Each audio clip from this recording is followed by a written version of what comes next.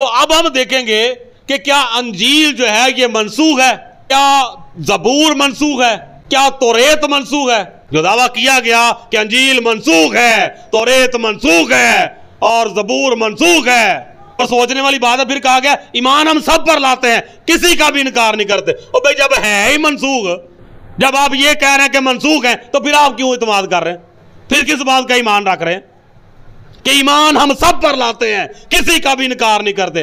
तो अजीब बात। अभी एक तरफ बंदा कहे कि ये है ही मनसूख शुदा कुतब, दूसरी तरफ से कहे हम इनका इनकार भी नहीं करते, तो ये डिप्लोमेसी नहीं। और यहां पर कोई नबी नहीं कह रहा, यहां पर कोई रसूल नहीं कह रहा, यहां पर खुदावंद खुदा खुद कह रहा है कि अगर तुम्हें कोई मसला है मेरे मुतल्लिक, अगर तुम्हें कोई मसला है मेरे इस कलाम के मुतल्लिक, मेरे इस बाइबल के मुतल्लिक, या मेरे मुंह से निकली हुई इन बातों के मुतालिक, तो नंबर एक सबसे पहले अपना दावा पेश करो, और नंबर दो मजबूत दलीलें लानी है। एवं अरक नू गोडा नहीं डाना, एवं सिर नहीं डाना। उसने कहा जी मेरे में और कोई खूबी नहीं सिवाय एक के। उन्होंने कहा कौन सी? उन्होंने कहा जी मेरे में खूबी यह है कि मैं झूठी गल ते 3 घंटे बहस कर सकना। गल झूठी। अगर आप हमारे चैनल पर नए हैं तो चैनल को सब्सक्राइब लाजमी करें और वीडियो को शेयर करें। Thanks for watching. हवाला हम लोगों ने पढ़ा है मुकद्दस यूसाया नबी का सीफा 41वां बाब और उसकी 21वीं आयत है, और यहां पर लिखा है खुदावंद फरमाता है। कौन फरमाता है? खुदावंद फरमाता है। क्या फरमाता है जी? अपना दावा पेश करो। नंबर 2 याकूब का बादशाह फरमाता है अपनी मजबूत दलीलें लाओ। यहां पर कोई नबी नहीं कह रहा, यहां पर कोई रसूल नहीं कह रहा, यहां पर खुदावंद खुदा खुद कह रहा है कि अगर तुम्हें कोई मसला है मेरे मुतल्लिक, अगर तुम्हें कोई मसला है मेरे इस कलाम के मुतल्लिक, मेरे इस बाइबल के मुतल्लिक, या मेरे मुंह से निकली हुई इन बातों के मुतल्लिक, तो नंबर एक सबसे पहले अपना दावा पेश करो, और नंबर 2 मजबूत दलीलें लानी है। एवं अरक नू गोडा नहीं डाना, एवं सिर नहीं डाना। जिस तरह कुछ लोग होते हैं ना, एवं फजूल च सिर डाया होता है, ना कोई गल ना कोई बात। आपको याद होगा मैंने एक दफा बात बताई थी, कुछ लोग आपस में बैठे हुए थे ना, तो वो बड़ी बड़ी जो है ना वो छोड़ रहे थे, वो अपनी अपनी क्वालिटियां बता रहे थे। एक बंदा बिल्कुल चुप करके बैठा हुआ था, तो दूसरों ने कहा भाई तेरे में क्या खूबी है, तू कोई अपनी खूबी बता ना, हमने तो बताई है, तुझ में क्या खूबी है? उसने कहा जी मेरे में और कोई खूबी नहीं सिवाय एक के। उन्होंने कहा कौन सी? उन्होंने कहा जी मेरे में खूबी यह है कि मैं झूठी गल ते 3 घंटे बहस कर सकना। गल झूठी है ते बहस हो मैं 3 घंटे में बहस कर सकना। मुझे तुम मना के वायो, मैं मनना ही कोई नहीं। ऐसे भी बहुत सारे लोग हैं। तो खुदा कहता नहीं इंज दा बंदा ना होवे कोई कैम अरक नू गोडा डाया आवे ते झूठी गल ते 3 घंटे बहस करे। मजबूत दलीलें लाओ। जे कोई प्रॉब्लम है, अगर कोई मसला है, अगर कोई प्रॉब्लम है, तो नंबर 1 अपना दावा पेश करो, नंबर 2 मजबूत दलीलें लाओ। हालेलुया। इसका मतलब है कि खुदा सुनने के लिए तैयार है। अगर किसी को प्रॉब्लम है तो खुदा मुंह नहीं छुपाता, अगर किसी को कोई प्रॉब्लम है तो खुदा छुप के नहीं बैठता। खुदा कहता दावा करो, अपना पेश करो, क्या मसला है। अगर कोई मसला है तो उसके लिए दलाइल भी देने पड़ेंगे। ये नहीं कि बात करके तो छुप गए, बात करके तो भाग गए। फर्ज करें एक छोटी सी मैं एग्जांपल देता हूं, आपके बारे में या मेरे बारे में कोई बंदा बात करता है, अच्छा जी आप तो ऐसे हैं, तो आप क्या कहेंगे? साबित करो। आप क्या बोलेंगे? साबित करो। बंदा कहने नहीं मैं तो उंजी गल की थी, तो बंदा उन्होंने गिरेबान तो खिंच नहीं लेंदा। कौन जी तू किहड़े चक्कर च गल की है? इत्थे साबित करना 10 बंदियां च बह के तू मेरी लाह पा के हथ बढ़ाई, कहते हुण पे कहना जी मैं उंजी कही सी गल। उंज किस तरह कही सी? इत्थे साबित करना या माफी मांगी या कह के मैं झूठ बोलिया, मैं गलत किया है। अपने लिए तो हम ये कहते हैं ना। तो खुदा का भी यही तरीका है कि अगर कोई मसला है तो अपना दावा पेश करो, मजबूत दलीलें लाओ। अंजील मनसूख है। अच्छा, 2 अल्फाज है, पहले इन 2 लफ्जों पे गौर कर लेते हैं। एक है लफ्ज रासख, दूसरा है मनसूख। रासख और मनसूख। रासख का मतलब होता है मजबूत, पक्का, अटल। इसका मतलब क्या है जी? मजबूत, पक्का, अटल, कभी टल नहीं सकता, जिसमें कभी तब्दीली नहीं आ सकती। और मनसूख का मतलब क्या होता है? रद्द किया हुआ, तर्क किया हुआ। तो अब हम देखेंगे कि क्या अंजील जो है ये मनसूख है, क्या ज़बूर मनसूख है, क्या तौरेत मनसूख है। अब ये बाइबल मुकद्दस के मुताबिक इल्हामी कुतब हैं। जिस तरह अदालत कोई भी फैसला सुनाने से पहले सबूतों और गवाहों को मानती है। सबूतों और गवाहों के बगैर ना तो कोई फैसला करती है और ना फैसला सुनाती है। अदालत के लिए जरूरी है कि सबूत भी हो और गवाह भी हो जो कभी भी कहीं भी खड़े होके अपना बयान दे सके, उसके बाद जो है वो अदालत अपना फैसला सुनाती है। तो इसी तरह से कोई भी दावा करने से पहले जरूरी है कि उसके लिए नंबर एक मजबूत दलाइल होने चाहिए, जिस तरह बाइबल मुकद्दस में हमने पढ़ा है, और नंबर दो कुछ ऐसी गवाहियां होनी चाहिए जिससे साबित हो जाए कि ये जो दावा किया गया ये ठीक है। अगर सबूत भी कोई ना हो, दलाइल भी कोई ना हो, गवाहियां भी कोई ना हो, तो बंदा कहे जी मैंने दावा किया, तो कौन सा दावा किया भाई, उसको दावा मानेंगे आप? तो सवाल यहां पर यह पैदा होता है कि ये जो इल्हामी कुतुब हैं, यानी तौरेत, जबूर, अंजील, सहाइफ अंबिया, क्या ये मनसूख शुदा कुतुब हैं? क्या ये रद्द हुई किताबें हैं? तो अब इसी बात पर हम गौर करेंगे। सवाल ये पैदा होता है नंबर एक कि अगर ये मनसूख शुदा किताबें हैं तो किस सन में ये मनसूख हुई, कब मनसूख हुई, किसने इनको मनसूख करार दिया या मनसूख किया? मेरी बात समझ आ रही है कि नहीं? सवाल यहां पर यह पैदा होता है कि अगर तौरेत, जबूर, अंजील, सहाइफ अंबिया ये मनसूख शुदा किताबें हैं, या ये बाइबल मुकद्दस जो है ये नाकाबिल एतमाद किताब है, तो किस सन में ये किताबें मनसूख हुई, किसने इनको मनसूख किया?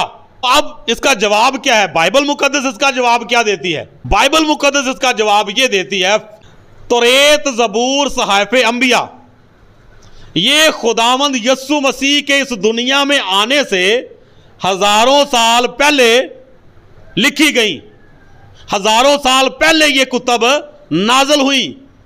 तौरेत मुकद्दस मूसा पर नाजल हुई, जबूर मुकद्दस दाऊद नबी पर नाजल हुए, अंजील जो है वो खुद खुदावंद यस्सु मसीह की है। तो अगर तौरेत या जबूर की बात करते हैं कि ये मनसूख शुदा कुतुब हैं, तो मैं इसका जवाब देना ये चाह रहा हूं कि खुदावंद यस्सु मसीह के आने से हजारों साल पहले ये नाजल हुई हैं।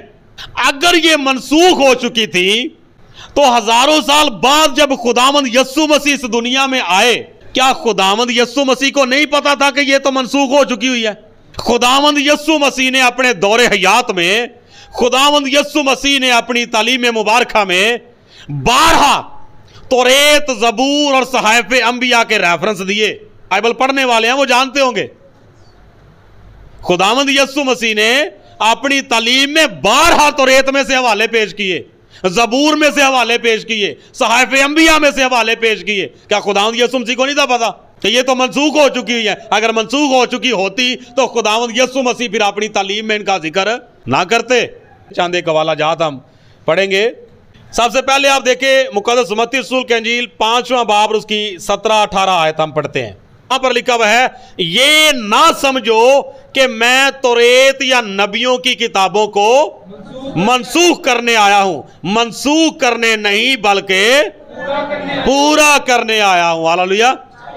अब खुद खुदावंद यस्सु मसीह ने अपनी तालीम मुबारका में सबसे पहली बात यह कही है कि ये ना समझना कि मैं तौरेत या नबियों की किताबों, तो नबियों की किताबें कौन सी हैं? जबूर भी और सहाइफ अंबिया भी। तौरेत, जबूर, सहाइफ अंबिया, ये ना समझना कि मैं तौरेत, जबूर या सहाइफ अंबिया को मनसूख करने आया हूं या रद्द करने आया हूं। मनसूख करने नहीं बल्कि मैं उनको पूरा करने के लिए आया हूं। एक और हवाला इसी के साथ निकालिए, मत्ती रसूल के अंजील 7वां बाब की 12वीं आयत है।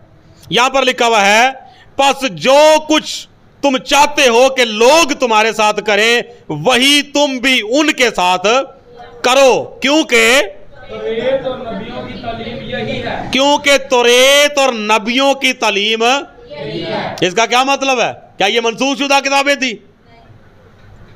अगर कोई ऐसा मसला होता तो खुदावंद यस्सु मसीह कहते हाँ तौरेत और नबियों की किताबें तो मनसूख हो चुकी है, अब मेरी तालीम जो है वो ये है, तो इस पे अमल करना। तो ऐसा तो नहीं किया खुदावंद यस्सु मसीह ने। खुदावंद यस्सु मसीह ने फरमाया, बस जो कुछ तुम चाहते हो कि लोग तुम्हारे साथ करें वही तुम भी उनके साथ करो, क्योंकि तौरेत और नबियों की तालीम यही है। हालेलुया। कि मैंने अपने पास से कोई बात तो नहीं की, ना कर रहा हूं। जो उन्होंने दावा किया बाइबल मुकद्दस खुद ही उसका जवाब दे रही है। हम बाइबल मुकद्दस के मुहाफिज नहीं है, यह बड़ा खास नुक्ता है। हम बाइबल मुकद्दस के मुहाफिज नहीं है, बाइबल मुकद्दस आप ही अपनी मुहाफिज है। हालेलुया। और ना सिर्फ आप अपनी मुहाफिज है, बल्कि जो इसको मान लेता है वो उसकी भी मुहाफिजत करती है। हालेलुया। और वादा करती है, बाइबल मुकद्दस तो फिर वादा करती है कि मैं तेरी बाबत अपने फरिश्तों को हुक्म दूंगा कि वो तेरी सब राहों में तेरी हिफाजत करेंगे। जी, मुकद्दस लूका के उसका 16वां बाब निकालिएगा जरा, की आयत नंबर 17 को मैं पढ़ूंगा।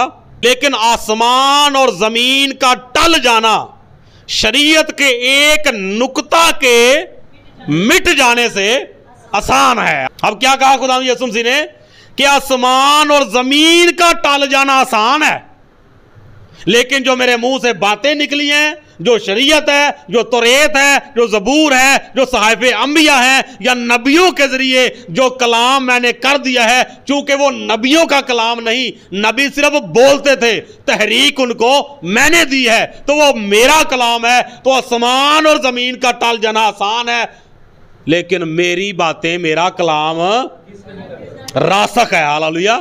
पक्का है, मजबूत है, अटल है, वो टल नहीं सकता। तो फिर दावा जो है कहां जा रहा है? अब जो दावा किया गया कि अंजील मनसूख है, तौरेत मनसूख है और ज़बूर मनसूख है, और सोचने वाली बात है, फिर कहा गया ईमान हम सब पर लाते हैं, किसी का भी इनकार नहीं करते। और भाई जब है ही मनसूख, जब आप ये कह रहे हैं कि मनसूख है, तो फिर आप क्यों इत्मीनान कर रहे हैं? फिर किस बात का ईमान रख रहे हैं कि ईमान हम सब पर लाते हैं, किसी का भी इनकार नहीं करते? तो अजीब बात, अभी एक तरफ बंदा कहे कि ये है ही मनसूख शुदा कुतब, दूसरी तरफ से कहे हम इनका इनकार भी नहीं करते, तो ये डिप्लोमेसी नहीं, ये दो नंबरी नहीं चल रही। दो रंगी छोड़ दे यक रंग हो जा, दो रंगी छोड़ दे यक रंग हो जा, या सरासर मोम हो जा या संग हो जा, एक काम कर, दो दो नहीं करने। अच्छा, अब यहां पर वाजे कर दिया गया है कि आसमान और जमीन का टल जाना आसान है, लेकिन शरीयत का एक नुक्ता, दावा करने वालों ने तो पूरी किताबों को ही रद्द कर दिया ना। तो खुदा यीशु मसीह ने क्या फरमाया? एक नुक्ता भी नहीं रद्द हो सकता, एक नुक्ता भी मंसूर नहीं हो सकता इसमें से। मुकद्दस लूका की इंजील 24वां बाब निकालिएगा, आयत नंबर 44 और 45, दो ही आयत में पढ़ूंगा, यहां पर गौर कीजिएगा। फिर उसने उनसे कहा, ये मेरी वो बातें हैं जो मैंने तुमसे उस वक्त कही थी जब तुम्हारे साथ था, कि जरूर है कि जितनी बातें मूसा की तौरेत और नबियों के सहीफों और ज़बूर में मेरी बाबत लिखी हैं पूरी हो। फिर उसने उनका ज़ेहन खोला ताकि किताबे मुकद्दस को समझें। यहां पर किताबे मुकद्दस से क्या मुराद है? यहां पर किताबे मुकद्दस से मुराद तौरेत, ज़बूर और सहाइफे अंबिया है। खुदावंद यीशु मसीह मुए, दफन हुए, 30 रोज मुर्दों में से जी उठे, 40 रोज अपने शागिर्दों को दिखाई देते रहे। उसके बाद जब वो आसमान पर जाने लगे, तो इससे पहले कि वो आसमान पर उठाए जाते, यहां पर खुदावंद यीशु मसीह ने अपने शागिर्दों के ज़ेहन को खोला ताकि वो तौरेत, ज़बूर और सहाइफे अंबिया को समझ सके। तो अगर ये मंसूख शुदा किताबें थी, तो खुदावंद यीशु मसीह ने क्यों ज़ेहन खोला? अगर ये रद्द की हुई किताबें थी या खत्म हो चुकी हुई थी, मंसूख हो चुकी हुई थी, तो खुदावंद यीशु मसीह ने अपने शागिर्दों को ये क्यों सिखाई है? तौरेत, ज़बूर और सहाइफे अंबिया के लिए क्यों खुदा ने उनका ज़ेहन खोला? ताकि वो इन किताबों को समझे। तो खुदावंद के पाक कलाम के मुताबिक खुदावंद यीशु मसीह ने तौरेत को रासख करार दिया है कि यह अटल है, पक्का है, मजबूत है। ज़बूर भी रासख है, तौरेत भी रासख है, अंजील भी रासख है। हालेलुया। अब आगे चलते हैं, अगला स्टेप। खुदावंद यीशु मसीह चले गए आसमान पर। उसके बाद खुदावंद यीशु मसीह ने जिम्मेदारी लगाई अपने शागिर्दों की कि जाओ, जाकर सारी खलक के सामने अंजील की मुनादी करो। अब शागिर्दों का जब टाइम आया, उन्होंने खिदमत का आगाज किया, तो बाइबल मुकद्दस हमें बताती है कि शागिर्दों ने भी अपनी खिदमत के दौरान, अपनी मनादी में कई मर्तबा जो है वो तौरेत, ज़बूर और सहाइफ़े अंबिया के रेफरेंस कोड किए हैं। तो इसका मतलब ये हुआ कि खुदावंद यस्सु मसीह के दौर तक तो ये मनसूख नहीं थी। फिर उसके बाद रसूलों ने भी वो हवाला जात दिए। रसूलों ने भी जब यस्सु का मसीह होना साबित किया तो वो तौरेत से हवाले देते थे, वो सहाइफ़े अंबिया से हवाले देते थे, वो ज़बूर से हवाले देते थे। रसूलों के अमाल की किताब पढ़े, मुकद्दस पतरस रसूल ने पहला वाज किया तो मुकद्दस पतरस रसूल ने ज़बूर के रेफरेंस कोड किए हैं। पलूस रसूल ने जब खिदमत का आगाज किया तो तौरेत में से जो है वो 12 हवाला जात दिए। एक जगह पर मुकद्दस पलूस रसूल फरमाते हैं, क्या तुम्हारी तौरेत में नहीं लिखा कि दाएं में चलते हुए बैल का? अगर तौरेत जो है वो मनसूख हो चुकी थी तो मुकद्दस पलूस रसूल को नहीं पता चला, जो इतना बड़ा अपने दौर का आलम था, कि मैं एक मनसूख शुदा कुतब का हवाला दे रहा हूं। लेकिन ऐसा नहीं। हवाला जात निकालिए मेरे साथ, अमाल की किताब 2 बाब 16 आयत। यहां पर लिखा है, मुकद्दस पतरस रसूल कलाम कर रहे हैं, बल्कि ये वो बात है जो यूएल नबी की मार्फत कही गई है। अब नीचे जो रेफरेंस दिया गया है ये मुकद्दस यूएल नबी के सहीफे में से दिया गया। समझ आ गई? अच्छा, उसके बाद ये आगे फिर देखते हैं 25वीं आयत। लिखा है, क्योंकि दाऊद उसके हक में कहता है। तो यहां पर किसका हवाला दिया गया? ज़बूर का। समझ आ गई बात की? फिर उसी तरह आगे 34वीं आयत को पढ़ते हैं तो यहां पर लिखा है, क्योंकि दाऊद तो आसमान पर नहीं चढ़ा, लेकिन वो खुद कहता है कि खुदावंद ने मेरे खुदावंद से कहा, मेरी दाहिनी तरफ बैठ। ज़बूर नंबर 110 का ये रेफरेंस दिया गया। इसी तरह आगे ज़बूर नंबर 16 का भी रेफरेंस जो है वो यहां पर दिया गया है। अमाल की किताब 4 बाब है और उसकी 25वीं आयत है। यहां पर लिखा है, तूने रूहल कुद्स के वसीला से हमारे बाप अपने खादम दाऊद की जुबानी फरमाया कि कौमों ने क्यों धूम मचाई और उम्मतों ने क्यों बातल ख्याल बांधे खुदावंद और उसके मसीह की मुखालफत को। जमीन के बादशाह उठ खड़े हुए और सरदार जमा हो गए। ये ज़बूर नंबर 2 है जिसका रेफरेंस यहां पर कोड किया गया है। तो आपका क्या ख्याल है, क्या समझ आ रही है? क्या ये मंसूखशुदा किताबों के हवाले दे रहे हैं? उस दौर में भी बड़े पढ़े लिखे उलमा कराम थे, गैर कौमों के बड़े पढ़े लिखे आलम लोग मौजूद थे, रब्बी मौजूद थे। किसी ने नहीं उठ के कहा कि ये हवाले क्यों दे रहे हो, ये तो मंसूख किताबें हैं, ये तो रद्द हो चुकी है, इनको तो कोई पढ़ता ही नहीं, इनको तो कोई सुनता ही नहीं। फिर उसी दावे में यह कहा गया कि क्या अंजील को कोई याद करता है? क्या अंजील को कोई याद करता है? और भाई सोचें, गौर करें, पूरी दुनिया का 2 या 2.5%, अगर 7.5-8 अरब आबादी है ना पूरी दुनिया की, तो 7.5 अरब में से 2 या 2.5% जो है वो इसी बाइबल के मानने वाले हैं। हालेलुया। वो इसी को पढ़ने वाले हैं, वो इसी को सुनने वाले हैं। तो कहा गया कि क्या कोई अंजील को याद करता है? कि 2-2.5 अरब लोग जो हैं वो अंजील मुकद्दस को पढ़ने वाले हैं, इसी बाइबल मुकद्दस का मुतालिया करने वाले हैं। इसी बाइबल मुकद्दस ने 2-2.5 अरब लोगों की जिंदगियों को बदल के रख दिया। ये मैं हवाला जात पता क्यों पढ़ा रहा हूं? बात सीधी सीधी भी मैं आपको बता सकता हूं। ये हवाला जात मैं इसलिए दे रहा हूं कि कल को अगर कोई ये बात सुनता है तो उसको समझ आए कि विद प्रूफ बाइबल मुकद्दस में से बात की गई है। ये बाइबल मुकद्दस जो है वो खुद अपना दफा कर रही है, हमें करने की जरूरत नहीं है। अमाल की किताब 7वां बाब है जी, इसकी 42वीं आयत में यहां पर लिखा हुआ है, पस खुदा ने मुंह मोड़कर उन्हें छोड़ दिया कि आसमानी फौज को पूजे, चुनाचे नबियों की किताब में लिखा है। क्या लिखा हुआ यहां पर? नबियों की किताब में लिखा है। तो यहां पर भी नबियों की किताबों का रेफरेंस दिया गया ना। अगर ये मनसूख शुदा किताबें हैं तो बार बार रसूल जो है वो अपनी खिदमत में, अपने वाज में लोगों को कलाम सुनाते वक्त उन्हीं किताबों को क्यों यूज कर रहे हैं? ये दावा जो है कि अंजील मनसूख है, तौरेत मनसूख है, ज़बूर मनसूख है, ये बात यहां तक महदूद नहीं रहती, बात बड़ी आगे तक जाती है।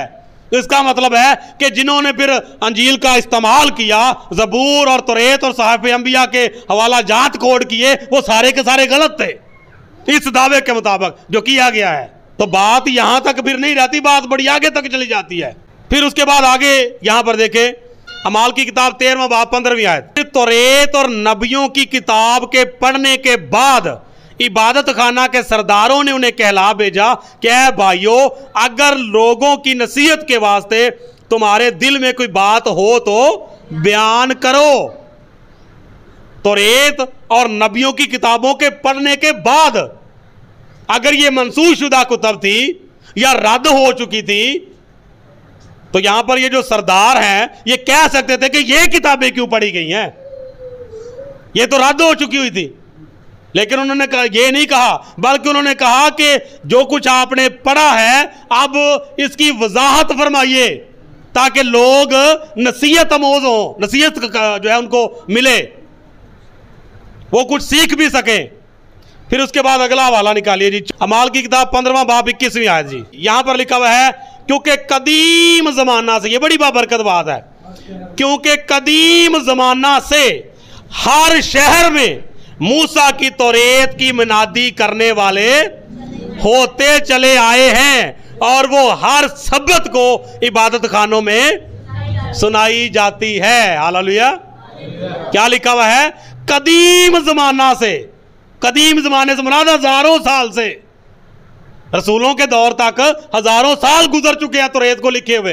तो बयान किया गया कि कदीम जमाना से हर शहर में मूसा की तौरेत की मनादी करने वाले होते चले आए हैं और वो हर सब्बत को इबादत खानों में सुनाई जाती है। किसी एक का इबादत खाने च नहीं, बल्कि इबादत खानों में हर सब्बत को वो सुनाई जाती है। फिर क्या मंसूख शुदा? ये अमाल की किताब 24वां बाब 14वीं आयत। लेकिन तेरे सामने ये इकरार करता हूं कि जिस तरीक को वो बिदअत कहते हैं उसी के मुताबिक मैं अपने बाप दादा के खुदा की इबादत करता हूं और जो कुछ तौरेत और नबियों के सहीफों में लिखा है उस सब पर मेरा ईमान है। हालेलुया।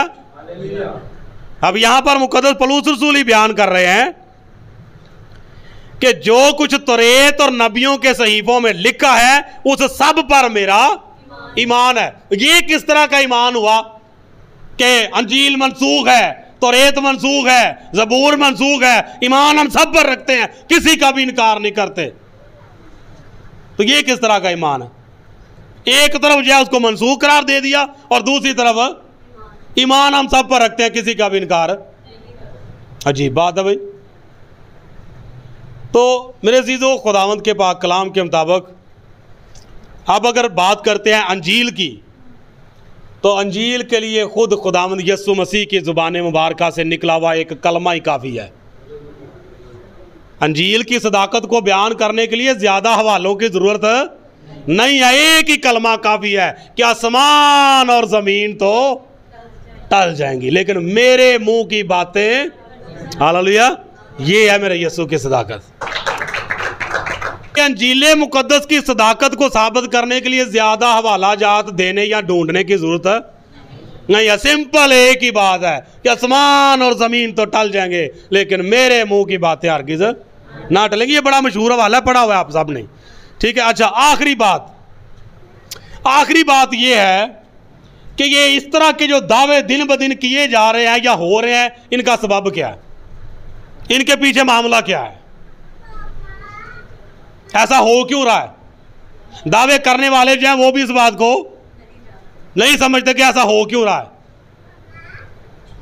जिस तरह खुदावंद यीशु मसीह ने फरमाया ना, बड़ी गौर से सुनिएगा बात, जिस तरह खुदावंद यीशु मसीह ने फरमाया ना कि जब तुम्हें मेरे नाम की खातिर अदालतों में ले जाएं, हाकमों के सामने ले जाएं, तो वहां पर जाके फिक्रमंद ना हो जाना कि हम क्या बोलें, क्योंकि बोलने वाले तुम नहीं बल्कि मेरे बाप का रूह होगा जो तुम में होकर बोलेगा। उसी वक्त तुम्हें बताया जाएगा कि क्या बोलना है। समझ आ गई? अच्छा, अब खुदा ने अपने लोगों के बारे में तो ये कहा कि जिस तरह खुदावंद यीशु मसीह ने कहा ना कि परेशान नहीं होना कि क्या बोलना है, उसी घड़ी जो है वो मेरा रूह जो है वो तुम्हें गाइड करेगा। अच्छा, जब इस तरह के दावे करते हैं लोग तो उनको कौन गाइड कर रहा था? काशवा की किताब उसका बाब नंबर 13 है और उसकी आयत नंबर 5 से पढ़ते हैं जी। लिखा हुआ है, और बड़े बोल बोलने और कुफर बकने के लिए उसे एक मुंह दिया गया और उसे 42 महीने तक काम करने का इख्तियार दिया गया और उसने खुदा की निस्बत कुफर बकने के लिए मुंह खोला कि उसके नाम और उसके खैमा यानी आसमान के रहने वालों की निस्बत कुफर बके, और उसे ये इख्तियार दिया गया कि मुकद्दसों से लड़े और उन पर गालिब आए, और उसे हर कबीला और उम्मत और अहले जुबान और कौम पर इख्तियार दिया गया। समझ आ गई? तो यहाँ पर ये एक हैवान है जो समंदर में से निकलता है, और उसके बारे में यहाँ पर बताया गया है कि उसे बड़े बोल बोलने और कुफर बकने के लिए एक मुंह दिया गया। तो ये मुखालफे मसीह की नुमाइंदगी करता है यहाँ पर, बल्कि ये है ही मुखालफे मसीह की बात है। तो अब मुखालफे मसीह जो है उसने किस में होकर काम करना है? मुखालफे मसीह में जो है वो किस में होकर काम करना है? असल च ना ਜਿਹੜੀਆਂ ਬਦਰੂਆਂ खुदा ਦੀਆਂ ਸੁਮਸ ਨੇ ਕੱਢੀਆਂ ਨਾ ਲਸ਼ਕਰ ਜਿਹਦੇ ਵਿੱਚ ਸੀ, ਬਦਰੂਆਂ ਨੂੰ ਵੀ ਇੱਕ ਪ੍ਰੋਬਲਮ ਹੈ ਨਾ। ਉਹਨਾਂ ਨੂੰ ਪ੍ਰੋਬਲਮ ਇਹ ਵੇ ਕਿ ਉਹ ਵੀ ਨਾ ਇੰਜ ਉੱਡਦੀਆਂ ਫਿਰਦੀਆਂ ਰਹਿਣ ਨਾ, ਕਦੀ ਇੱਧਰ ਕਦੀ ਉੱਧਰ, ਉਹਨਾਂ ਨੂੰ ਤਕਲੀਫ ਹੁੰਦੀ ਹੈ। ਉਹਨਾਂ ਦੀ ਵੀ ਕੋਸ਼ਿਸ਼ ਹੁੰਦੀ ਹੈ ਕਿ ਅਸੀਂ ਕਿਸੇ ਦੇ ਵਿੱਚ ਹੀ ਵੜ ਕੇ ਬਈਏ। ਹਾਂ, ਉਹਨਾਂ ਦੀ ਕੋਸ਼ਿਸ਼ ਕੀ ਹੁੰਦੀ ਹੈ?